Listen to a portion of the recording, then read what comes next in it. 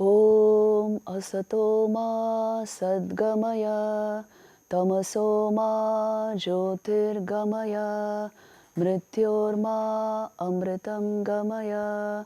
Om Shanti Shanti Shanti.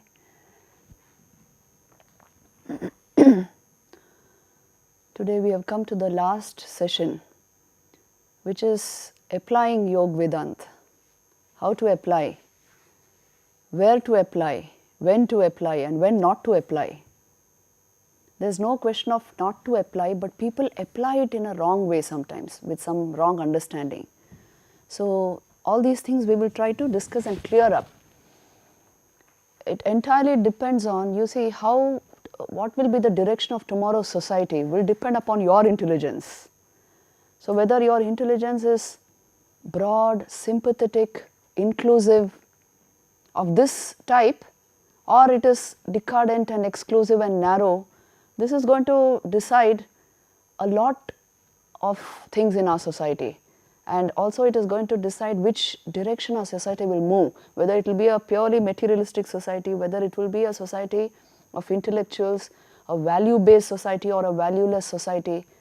So everything depends on human intelligence. Please see this. That is why courses like this are instituted here, so that you get an idea of how our ancients thought about these principles, and today how we can integrate them into our daily lives. How much of yoga you can bring into your life, your personal individual lives. It is going to matter a lot in the development of your intelligence and your pravritti, what is called, your nature, your sanskars, your habits and tendencies, mental impressions. It's going to matter for all this, because you see, the world you create outside, it's nothing but an objectification of what you think in your mind, isn't it? Has anybody created anything without first thinking about it? So it all begins with mind. Now how do we understand this mind and self and our place in this world and our duty, what we are supposed to do here, what the human life is about, what it leads to, where it should be going, what is the purpose of human life? If we don't think about these things right now, at this age, this kind of a understanding of the very reaches of the human mind and intellect and the evolution, the purpose of human life will not become a reality for us. As soon as you enter your workspaces, you know what happens? You're just carried away by your job and the race to climb the ladder of success and so many other things in your life. So if you have thought about these things now, they will really help you, and you will develop an idealistic view of life. You will develop a kind of thinking which takes you to definite goals in your life. Everything else will follow, but you must have very clear-cut views as to where you want to go. As a result of earning money, as a result of a great job, what is the kind of life I want to lead? What do I actually want to become? And what I conceive the human goals to be. So all this is very important. That is why think about it. All the ideas that we have discussed are meant to think about, do manan about. Education, this Daniel Boorstin, he has actually defined education as learning what you didn't even know that you did not know. Today this is the situation. You don't even know that there is something called a self, but you are functioning through it. There is something called consciousness due to which you are having conscious experiences, and that is at the heart of your personality structure. So this being the case, some amount of theoretical knowledge is being provided about how research on this is taking place. In the past, how it took place, today how it is taking place. So now in this session, how do we apply this knowledge? See, Yoga Vedanta, primarily what it does to you is it awakens your whole personality, so that a lot of clarity persists in your mind at any given moment. This is characteristic of a yogi mind. Anything you put in front of him, he has a totally different insight towards it. Very clear thinking process will be there. So you can extract a lot of knowledge right from yourself. If you have developed this kind of mind, you will see problems like suffering, Many of us keep complaining about stress and anxiety, frustration, depression, all this. Problems which cause human suffering, if you see them through the yogic lens, you can clearly see any problem is 80% at least it is psychological. About 20% may be some neuronal pressure, some cause for pain in your body, maybe even physical pain. It is only 20% the pressure on your nerves. 80% it is psychological, it is mental. Because the mind has got used to states of worrying, negativity, it adds on, there is a cumulative effect, and you feel it as a net amount of pain, you will attribute it to some physical object maybe which caused you the pain, or some person who caused you the pain. But the essential point is this: our own thought process, mind, we have no control over it. It is just going on and on. So whatever comes into your experience, it adds on to that. So some of these basic facts, if we understand, we can control a large part of our life. Please see this, because you are controlling from within. You are not just fixing outer objects to give you better experiences. That is secondary. But within yourself, your responses, your reactions are in your hands. So then you can have the experience of life which you want. This is the great gain of Yoga Vedanta. Otherwise, you know how it can be a very compulsive life, which means a very instinctive life. You are constantly, an instinctive life is a reactive life, constantly reacting to circumstances. Instincts have free flow, not even reason, but you can regenerate that reason through yoga. Once you learn to handle the thought process separated from you, you can do all of this. You become more and more conscious within. Please see, when we use the word conscious from within, we are not telling conscious of an object, that you already are. It is not consciousness of something. You are just conscious whether there is something in your mental space or not. So it's not merely mental alertness. Please see this. It's not merely mental alertness. Mentally, you can be alert. You see, when circumstances require it, you will be mentally alert. Even an animal can be very mentally alert. But becoming more conscious means you are conscious from within in such a way, you are making even whatever is happening in your mind, that is also objective to your experience. That conscious you have become. Mental alertness is just one of the effects of this level of total conscious experience, totally conscious. When you are in that state, you feel deeply alive. You have experienced these states, please see this, but they were unconscious. Now when you make them conscious, when you deliberately, consciously bring them about, you will see this is a great gain in practical life. So that whatever happens on the mental field, you are not just aware of it, you are able to handle it. So this is the meaning of becoming conscious from within. More and more conscious, more and more alive. It has a magical effect on life, Your very experiences will change. So this is a possibility through the practice of yoga. Otherwise, the mind will keep doing its own thing and you are drifting along with that mind. Because I absolutely have no knowledge of the self. This can also happen to break the compulsive cycles of our mind. Compulsive word we did discuss what it means. You are compelled to do things, to have states of mind due to an external cause. So as long as compulsive cycles dominate your life is not in your hands. Please see this. It's in somebody's hands, or in the hands of an object, or in the hands of your friend or your family. Somebody's hands, not in your hands. So growing up actually means bringing your life into your hands. Otherwise, what's the point in knowing everything about the world? You know everything about everything, but you don't know yourself. Is there any point in this? So this is the whole training which they are giving you in yoga. If you have been practicing that meditation, you will start understanding what I mean. When your mental faculties come into your hands, concentration, focus, creativity, memory, these are no problems, these are no issues to work upon.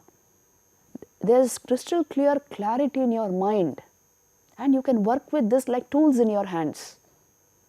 So you will be successful everywhere. You know, the yogic mind applied to anything makes that thing successful. He doesn't try. You don't even have to try. That has become the nature of the mind. So this level of clarity can be attained. Once you break these compulsive cycles, you will see you don't require anything to pep you up, you know, to gear up your energies. As I told you many times, something is required to make me alert, otherwise I feel sluggish. Something is required to entertain me. All this nonsense will go out of your life. You have become purposeful, focused, clear within yourself. And your habits, which are such a problem today, habits of mind, habits of thought, habits of emotion, habits of life, these you can easily change as you want. That kind of a malleability comes in the personality. They are not fixed. How can you change habits? You know, there are certain things which you should know about habits, because as young people, this is going to matter to you. How do you, what is a habit basically? It is a repetitive action which has become automatic and unconscious. You are not able to break it. And habits can be very strong. You know, the very word HABIT, you remove H, a bit remains, right? You remove A, bit remains. You remove B, still it remains.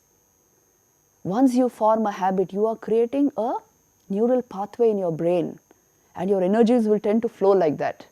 So if you don't put the foundation now, the foundation of good habits, you are going to suffer your habits a long time in your life, maybe a few decades. How do you change habits? By replacing them with better habits. That is the technique to change habits, replacing habits. So we will discuss a bit of this. How do we exactly do it? You know what creates a habit? There are a few factors which create a habit. First of all, there are what are called habit cues, which means triggers which help you make a habit, which sort of force you to make a habit. Like for example, if you have this tendency of keeping your mobile all the time with you, even when you are studying or working in a lab, is it allowed here? No. Why? You know what happens when the mobile is with you? There is a natural tendency to keep checking your messages. Whenever any notification comes, the buzzer is always on. Hardly people are on silent mode because they have got used to this constant flitting of attention. Now this is very harmful for a student. If you are not in a focused state, it will take you a long time to absorb any high level knowledge. So if you have the habit cue right in your pocket, which means say your mobile phone, you will have a tendency to constantly check what is happening there. So this is the first thing you should know. What creates a habit? A habit cue which I have kept close to myself. Then second thing is my role models. What are they doing? I will tend to imitate that. If your friend whom you love very much, whom you look up to, is constantly doing it, you will also keep doing it. Please check and see if this is true or not. So the kind of company you keep and also the society in which we grow up, all these also tend to build up our habits. You know, in the family there are certain habits which are given to you. You tend to pick up a certain habits by yourself. There is this, a community creates a kind of belief system and habit system in an individual. And shared experiences, whenever you share it with friends or family, they have a deep impact on the mind. This is how we pick up habits.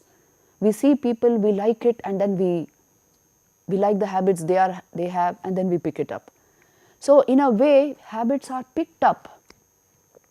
But if you want to change your habits, you must be a little more intelligent and sensitive. First of all, you will identify the habit cues, which means what is it that triggered that habit in me? And then another one important element in a habit is a routine. There is this tendency in the mind, you see, we have a biological clock within ourselves, isn't it? That biological clock, from time to time, it will make you repeat that action. Suppose it is just checking your messages, that example I gave you. So you see, periodically you will feel like doing it. So there is a habit cue, there is a habit routine, and there is a reward mechanism which functions with every habit, which means it makes you feel good. That is why you are in that habit. This reward mechanism also is automatic. It has been traced to dopamine release or endorphin or something, some neurochemical in your brain. But basically you are convinced of the fact that this is a laudable thing. It's a beautiful thing. It makes me feel good. So I will do it. So these are the three elements of a habit cue, a routine and a reward according to modern psychology.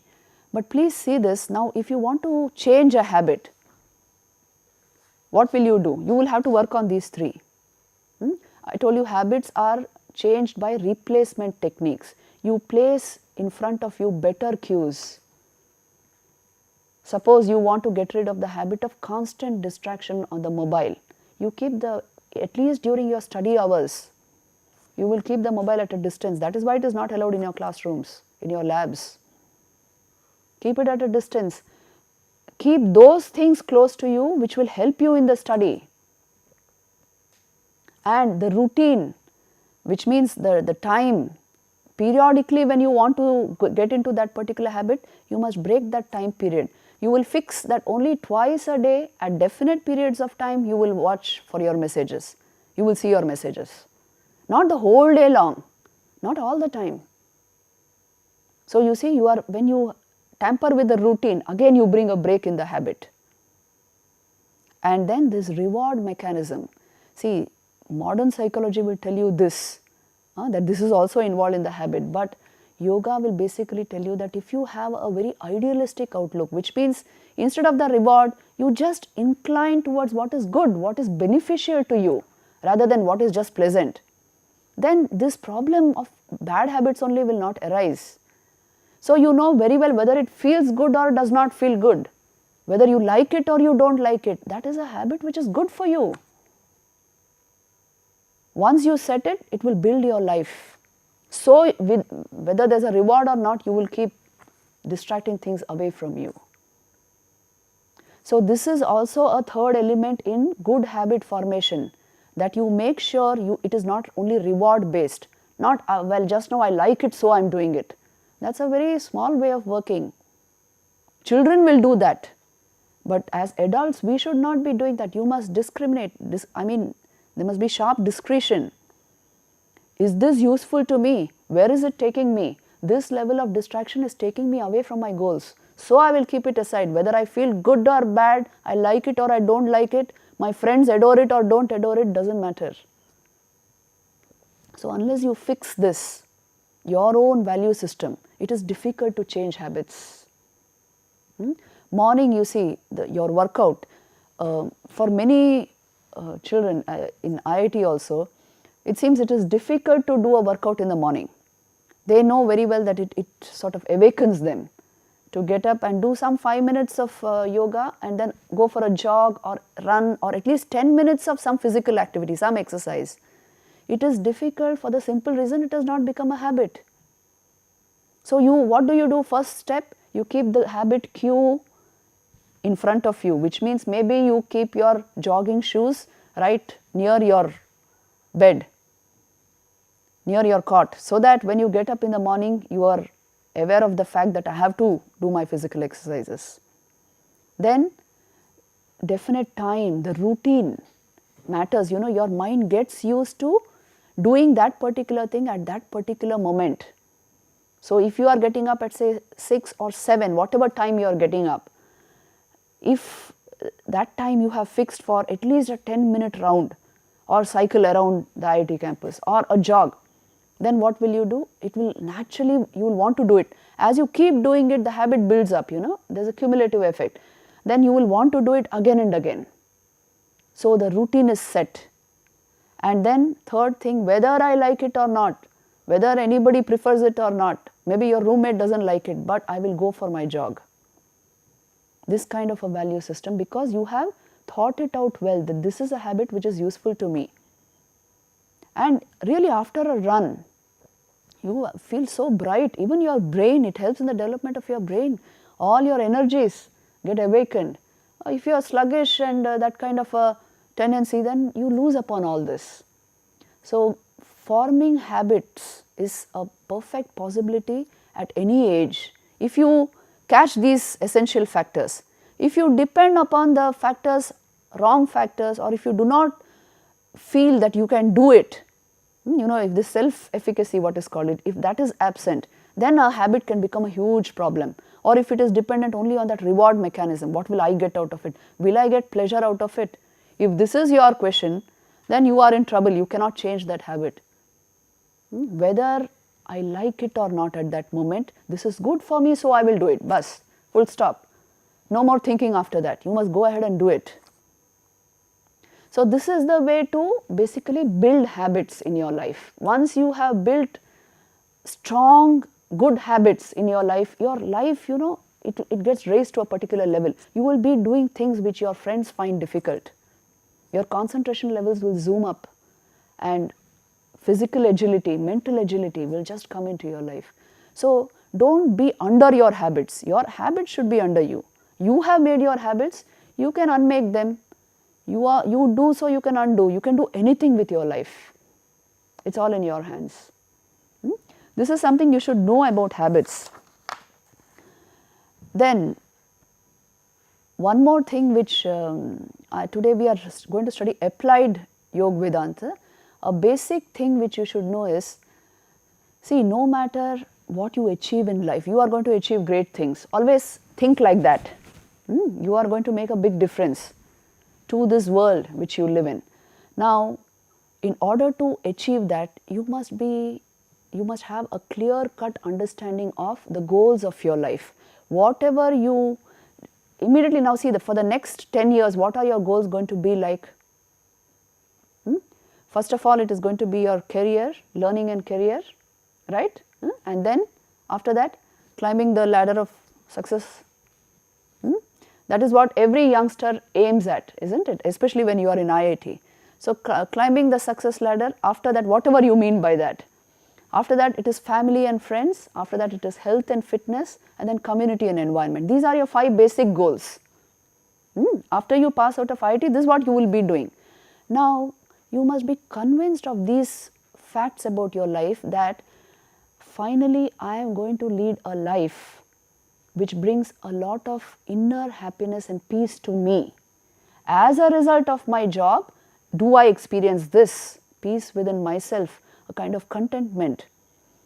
I have positive emotions. I am able to serve others. I am able to contribute positively to society. Do I have this mindset?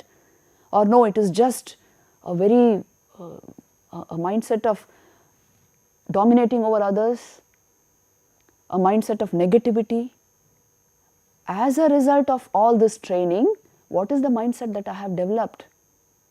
Is it one of peace and service, or is it one of negativity? You must check this and see, because you will attain your goals in life. As a result of that, what kind of a person did I become? And what level of happiness am I trying to achieve? This is something, see, everything is meant for that finally. You as a person, what you have become. Even Schopenhauer, he once said, a man's happiness depends more upon what he is than what he has. A man's happiness depends more upon what he is than what he has. Just being in this system, are you happy? Are you contented? Are you peaceful? Or you require a whole lot of things to keep you happy? Check and see. After you have achieved your goals, this sort of inner contentment and inner composure should come into a mature life. Isn't it? Everything is meant for that you may live well and happy. Well-being means this: by myself I am very happy. I don't need anything too much to keep me happy. So make sure that as a result of your job, as a result of the money you learn, as a result of the family you make, have you arrived at this? Otherwise the essential point is missed. Isn't it? In Shvetashvatara Upanishad, there is a very beautiful mantra which says, you see, man by his technical expertise, he may succeed in even rolling up the sky like a piece of leather, but he will not succeed in getting peace and contentment until he realizes the self. until he knows the truth about himself. So that is why this preliminary understanding of self-knowledge is being given to you, so that no matter what you achieve in life, you know what the purpose, the actual goal of life is. Everything was a means towards this. This understanding by oneself, you don't have to believe in some kind of a philosophy. By oneself, this is called the maturity of human life. My happiness is my responsibility. My discipline is my responsibility. My contentment is my responsibility. If this much you understand, it is a very huge step in your life. The purpose of all your training is this, coming to this. Now, practically let us see how we are going to attain to this state where I become more and more conscious and I am able to handle the external world because I am able to handle my thought process perfectly. You know, if your thought process is very erratic and not at all obedient to you, I told you, your responses are totally reactive, instinctive, and so you keep creating trouble for yourself in any situation. Have you observed this? Many times in workplaces, work situations, this happens. You spoke something more than what was required. You did something which was out of place. So you created problems for yourself. And then you brooded over them. Your memory got clogged. So all these problems are self-created, isn't it? For the simple reason, I am not able to handle my thought process. There are 4 things in you which you should learn to handle as a result of yoga. As a result of becoming conscious within, I learned to handle my thought, my emotion, my will, and my awareness. Not that you handle your awareness, it is due to awareness that you are handling the thought process, but you are at least becoming more and more conscious within yourself. You are building awareness, that is the meaning. Culturing awareness. Not just an over-cluttered mind which you do not know how to handle, you want to get out of it. Like an over-cluttered room. You can't live in that room, isn't it? Sometimes the rooms of youngsters are like that, over-cluttered with 100 things which you don't want. If mind is not organized, the room will not be organized. So then you want to get out of that room and study somewhere else. So also you will want to get out of your mind and be somewhere else. In fact, all the getaways that people plan, they plan very costly getaways. To get out of what? Not their life situations, to get out of their minds. But they will go there and keep brooding and getting irritated over this and that.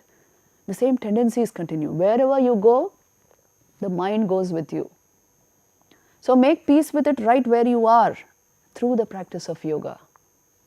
So that all these faculties come in your hands. Vivekananda used to say, this is part and parcel of education. Not that there is a special course which teaches you this, and it's not like that. If you do not learn to handle this equipment, you cannot handle properly the things in the external world. That is why he used to say, education is man-making, character-building, assimilation of ideas. Even any person who has been successful in any field, you ask him and he will tell you mind management is the essential thing. You know, the US soccer coach, Knute Rockne, he once said, I have to bring out the best energy of my men, the team, football team. And for that I have to make sure that they don't have hard emotions. If one man hates another, say of the opposite team, he cannot bring out all his energy if he has negative emotions in him. So I make sure that he removes all hate and anger from his system. And then I know the team is fit for the game. So you see, everybody understands this simple concept that if you can't handle your thought and emotion, you are not going to go towards your goals. You can go anywhere. So this is not an option. This is what I am trying to tell you, that let me do yoga when I feel like it. It's not like that. Then another place where yoga has huge application is, see, the fundamental thing is, when I become harmonious within myself, I become harmonious with the people around me. People who are not harmonious within themselves can never bring harmony in a community or a group. This is the cause for all problems actually. So, if there is harmony here, there will be harmony on the outside, and further on there will be harmony in nature, in the environment around you. Today, if you actually see how we have treated nature over the past few decades, such a level of exploitation that you can say every natural resource has been exploited. So, if you lived in nature for some time, if you lived in natural surroundings for some time, you know, when I was in the UK, I found a whole lot of people wanting to actually go and live, camp in the woods or camp in some forest, to live close to a river. They actually want to do that. They want to live outside their homes. You know why this is so? Because nature has a deep sattvic effect on your system. It's like a huge shrine actually. If you have lived in nature, close to nature, in proximity with nature, you will understand this. It naturally quietens your mind. It has this deep effect on you because the body is fundamentally 5 elements put together. You stay close to the natural elements in their natural form, there will come a harmony in your own system. I lived in the Himalayas for some time and I found this to be so true. It is actually, there's a term for this also. You know, it is called nature mysticism. It puts you into very beautiful states of mind. Nature itself. But if we have this exploitative tendency towards nature, we have done it today, even soil. See, the soil from which you are getting your food, today's soil is so degenerate. Not just unfertile, but degenerate. And our water systems, you know the level of pollution, even in the oceans. And the air, well, we are in Delhi, so I don't have to explain to you. The level of pollutions have increased at all levels. It has become so high. Why? For the simple reason we are not sensitive to nature. How should we handle water? How should we handle air? How should we handle trees, the soil? This was part of, it was called Bhuta Yajna. It's a Vedic principle which says nature has to be handled very delicately, sensitively, and you must replenish into nature what you take from it. This is the meaning of Yajna. So, some of these basic principles we have simply sidelined, obliterated from our lives. That is why so much of suffering at all levels. So, if I have no harmony within myself, please know you cannot bring harmony in the outside. Harmony doesn't begin there. It begins by my own experience of these states of mind. So, getting used, a sattvic way of life means this, getting used to these harmonious states where I feel in tune with nature, I feel oneness with all of creation, I feel the sense of interconnectedness, then this tendency to exploit another will not come into me. So, this is the great application of Yoga Vedanta. Please see how true this is. If I am locked up within myself with no idea of how life functions, I can mess up with a whole lot of things. Once a young man came to Vivekananda and said, well, I try so much to meditate, but I am not able to. I close all the doors and windows in my room and I try to meditate, but my mind does not sit. And Vivekananda said, first you open the doors and windows of your room and see what is outside. See where your health and energy, your work capacity is required. Help the poor and the afflicted. Renew and replenish whatever you can around you first, and then you will get the ability to meditate. So please understand, we are not individual islands. We are all connected entities at a very deep level. If there is negativity in me, I will radiate it outside. Unless I bring harmony into my system through service, through a proper understanding of the other, I cannot advance in spiritual life, nor in harmony, in harmonizing with others. So basically make all these things clear to your mind. That's why we always say yoga is no option in the human life. Today there are also studios in the West where dogs are also doing yoga. It's called doga. They take their dog to the yoga studio, they do yoga, physical exercises, and they make the dog also do it. So whether an animal understands it or not, at least the human being, we should understand the value of this system. It's not a system of thought, it is something to do. Right? So you do it and you will know. It was codified as a system of thought, but the essential thing is the practice. This is what I am saying. Today there is also one great project going on, in the minds of our policymakers, that is to unite to stitch together all the forest reserves and all the forest cover of the earth to make a vast green cover for the planet, a kind of ecological safety net. So they are trying in different ways, people are trying to do this in order to bring both inner and outer harmony. Then only your well-being is guaranteed. Otherwise, constantly you are in search of well-being, you are in search of rest, ease, stillness, peace. So make this part of your thinking that I am not an island. I must understand the interconnection between things through yoga. The practical use of yoga for you in today's life is in the development of concentration and skills. We already discussed focus and concentration entirely depends on your handling of your thought process. And what is a skill?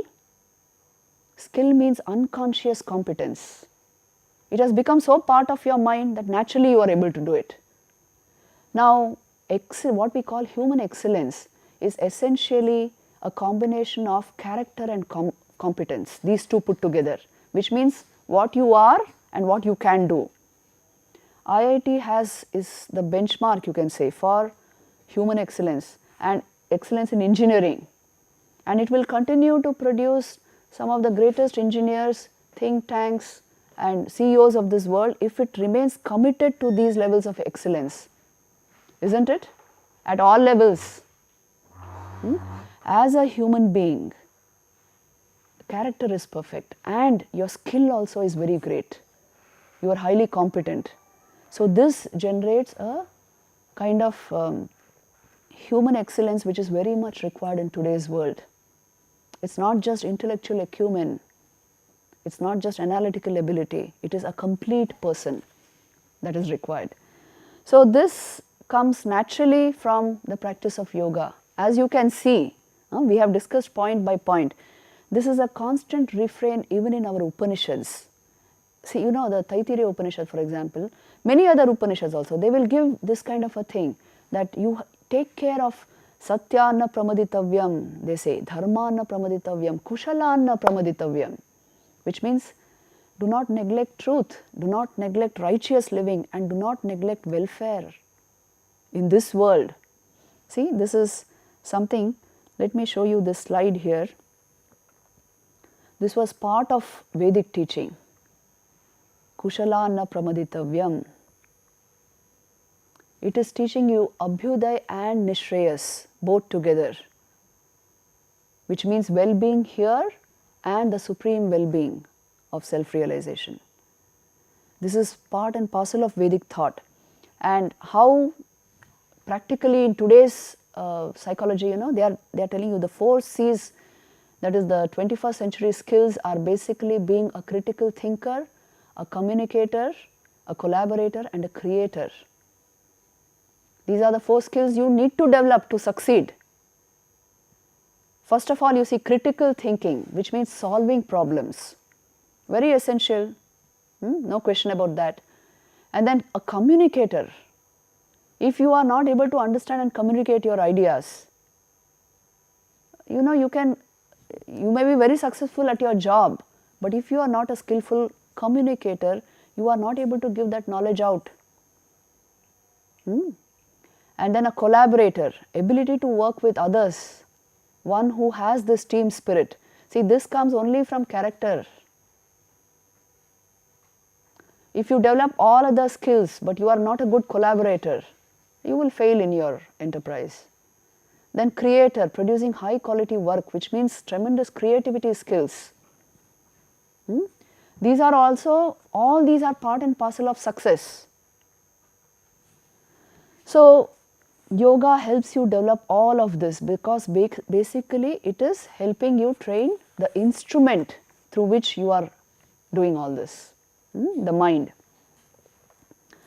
Then, for today's modern youth, there are a whole set of problems which were not there maybe 25 years back. Like for example, starting from shifting economic standards.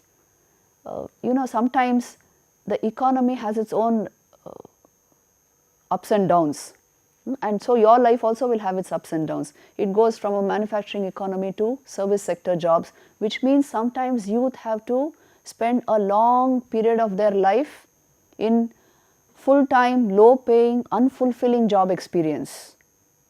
So that time frustration can occur, depressions can occur. So ability to manage these situations, the vicissitudes of life, what is called, this comes only if you have a well-trained instrument, a good mind, a trained mind. Otherwise, some of these things can throw you off balance.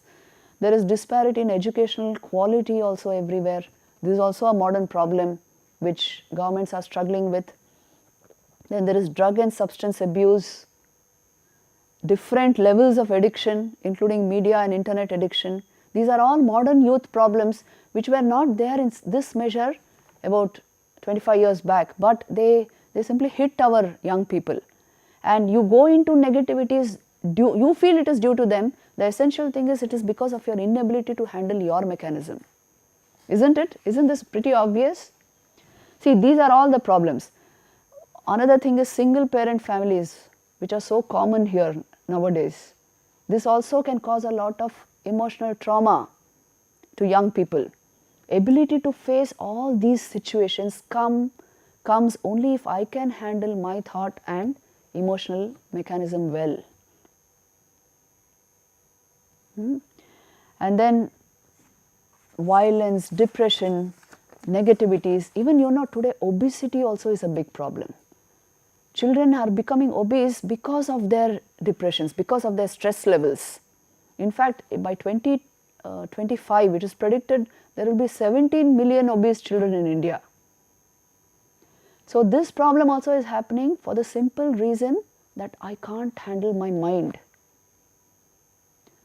So understand the core cause of all problems lies in mind management, and that is why yoga is so important. Then let me give you a quote from Jung. He used to, who was Carl Jung? He was a great psychologist. He once said, every case of neurosis is indicative of not having an intellectually satisfying and emotionally inspiring spiritual outlook on life. Only trying to fix the outside somehow will not work. There is one poem which is called The Harm I Have Done by Being Me by Masefield. It is a brilliant pen picture of self-centered, self-pitying, immature life.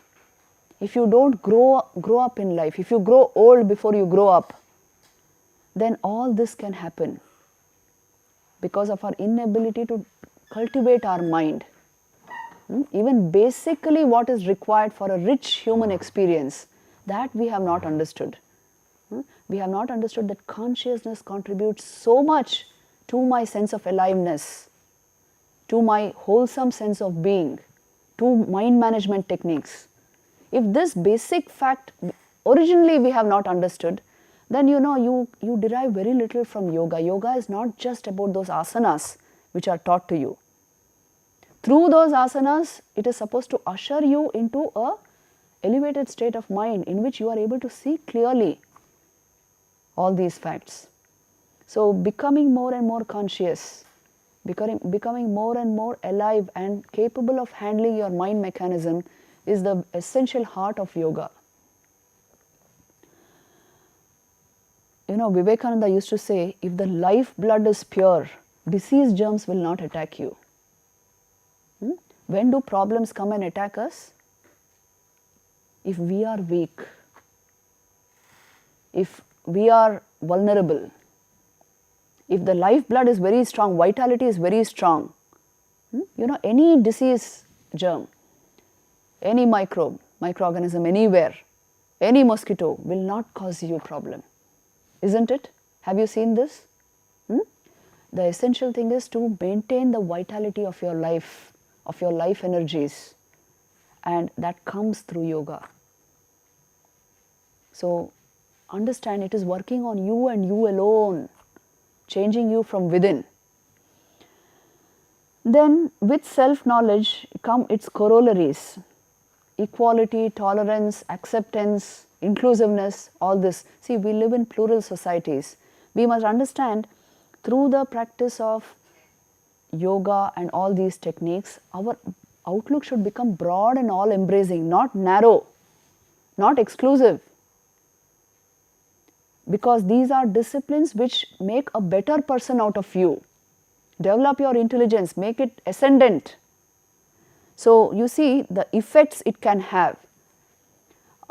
Actually, Acharya Shankara defines dharma in the words Abhyudaya Nishreyasa Karano Chodana Lakshana Dharma, which means it is a combination of welfare here and spiritual welfare, material and spiritual welfare. Yoga helps you achieve all of this. You see, there was a time when India contributed 34% of world GDP, before the 18th century. 16th, 17th century India, you study the history, and we contributed a huge percent of world GDP because, along with our spiritual ideals was a lot of material welfare also took place. So yoga and Vedanta, don't think these are all philosophies against material welfare. That comes automatically. All of these effects there, you see, in the form of lamps they are put there: cultural stability, emotional stability, economic stability, self-confidence, calm decision making, concentration, respect, energy in the system, including handling your thought process, handling your will, that's why decision making, including everybody in your experience, caring, sharing, all this is natural to the yogic mind. So these are all the effects of yoga. See, when he is telling you that Abhyudaya Nishreyasa Hetu, here dharma doesn't mean religion, it means righteous living. Righteous ways of living, that which is prompted by Shruti and that which conduces to both material and spiritual welfare is the right way of living. So this comes naturally through the practice of yoga. A lot of benefit is there, individual and collective. See, this is all collective benefit. There was a time when India contributed hugely, even in the economic way. Today also we can build. We are of course building our economy, but we must balance it with this inner knowledge so that we know what to do with our money. We know what to do with our energies after you have earned a lot of money. So all of this is part and parcel of yoga. The understanding that yoga gives you. Then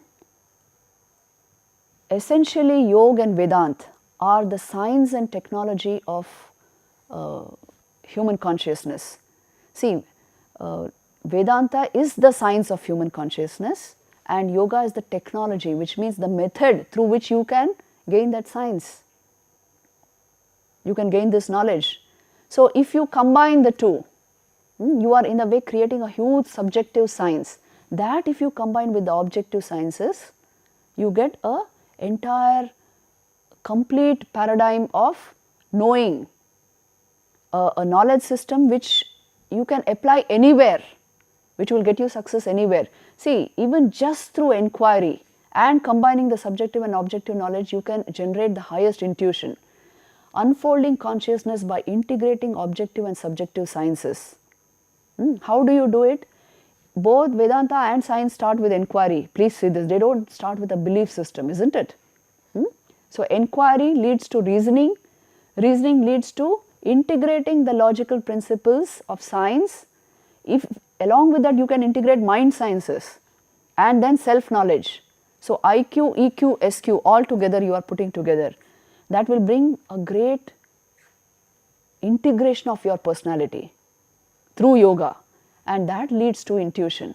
Please understand this, the intuition which self-knowledge requires, that comes only if your own system has come to a certain level of harmony and ease and peak performance. It should happen in my system. For that to happen, you need to integrate all your faculties. So, a combination of objective and subjective sciences. This is what is called for. Vivekananda used to always insist upon this. In his own time, those were the words current. He used to say religion and science will meet and shake hands. Today we can understand it like this, that the essential principles of spirituality and this kind of a logical thinking capacity, analytical thinking. So, you get all of EQ, SQ and IQ. This will bring about a deep level integration in your personality until you come to that Buddha moment where you know the essential you. So, this is how you can unfold the highest consciousness even with a very scientific mind. You must get rid of the idea that science is one thing, all the spirituality and all is another thing. This is inner science, subjective science. Yoga is subjective science and mainstream what you are calling science is objective science. So, do not try to fit in something like consciousness within the paradigm of objectivity alone. See, this is the common mistake which we make. If I want to study something, let us be open to all types of knowledge. I must not have prefixed parameters if I want to get wholesome knowledge. So, everything becomes a science to me then. So, understanding this, we will go into one or two more points and then I will conclude today's talk. See, we have long discussed techniques of mind management, thought, how to handle thought. We have also discussed how to handle emotion. Please remember, in your life, this emotional thinking or basically handling emotional energy plays such a huge role that Sister Nivedita, it was her birthday yesterday, October 28th. She used to say there is nothing more important to the educational process than learning how to feel nobly and choose loftily. How to feel nobly and choose loftily your goals in life. Nothing is more important than this. This is the highest education. So, understand your feeling, your ability to choose, your discrimination, discretion, all this has to be performing at a very high peak level for you to achieve the essential goals of life. Otherwise, if I drain away my emotional energy in unnecessary things, then I lose the essential part of human experience. Human energy itself is meant to be elevated to a certain level. I told you certain very basic things about yoga. Just concentration at the heart center will bring your mind into your hands. 5 minutes of concentration every day, fixing your attention in the heart, is essentially lifting vital energy to the heart, which means bringing your mind into your आपकी मुट्ठी में ला रहे हो आप. It makes you capable of watching your thought process perfectly objectively. It generates a level of awareness within you which can observe the thought process. So, like this, simple techniques are there. In that meditation which I have given you also, the technique is there. Simple things and you can handle your mind. You can handle your emotional levels, your vital energy levels. That way you bring this system in sync with, sync means in harmony with everything. Let me give you one incident in the life of Swami Vivekananda before we wrap up. See, Vivekananda had experienced the highest samadhi and he had got the realization of the Supreme when after that he had become a wandering monk, and as he came towards the south, he came to Kanyakumari in 1892 before he went to the west. He came on December 24th, 1892, he came to Kanyakumari. He entered the temple of the Divine Mother there and then he was in ecstasy, he worshipped the Mother. Then he came out and as he was walking, he saw that rock. You remember what we today call the Vivekananda rock? So he saw it, and then he went close to it. There was no boat, and anyway he did not have money to pay the boatman. So he simply plunged into the ocean and went and sat on that last bit of Indian rock. It's a huge piece of rock. He sat there for 3 days and 3 nights in deep meditation. He consolidated his experiences and he manufactured a high level of knowledge and inspiration from it. He experienced the Buddha moment. When he knew everything all at once, he could see clearly India's past, the root cause for her suffering, her entire history, as a result her future, what it would be like. And so he charted out a plan of action so that young people can work for this country, bring into this country what is most required. He summed it up by saying, later on in his talks you will find this, renunciation and service are the twin ideals of India. You intensify her along those channels, the rest will take care of itself. Renunciation and service. Don't think these are ideals somewhere in the heaven. This is the essence. These have been the essential ideals of this country. This is something which is already there in our blood. A feeling of the highest goals of human life, aiming towards the highest, giving up low things, and service, ability to contribute positively to your society. So these are the essential goals of the human life. And if you intensify our youth force along these channels, everything else can be done. If you read Vivekananda's lectures, there's a small book called Colombo to Almora. In your holidays you can read it. Lectures from Colombo to Almora. The lectures which Vivekananda delivered when he was back in India. So they are very inspiring. There you will find all these pristine messages of power, of greatness.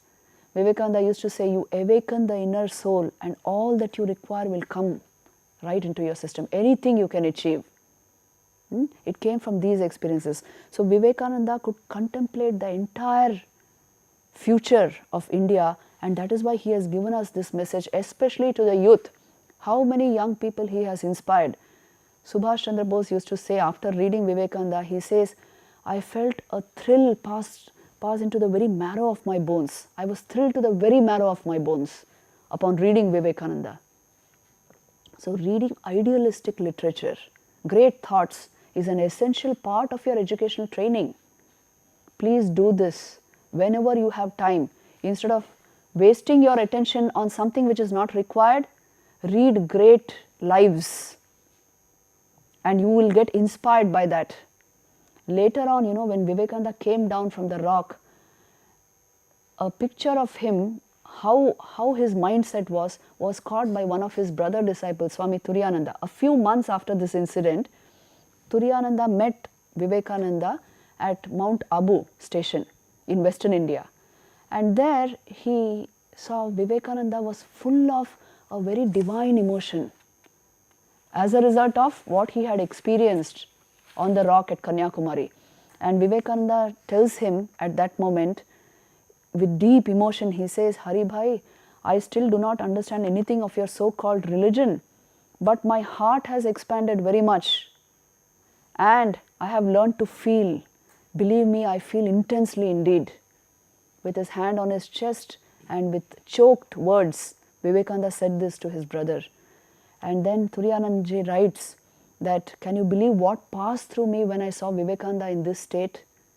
He was intensely emotional and lit up with something which was transcendental.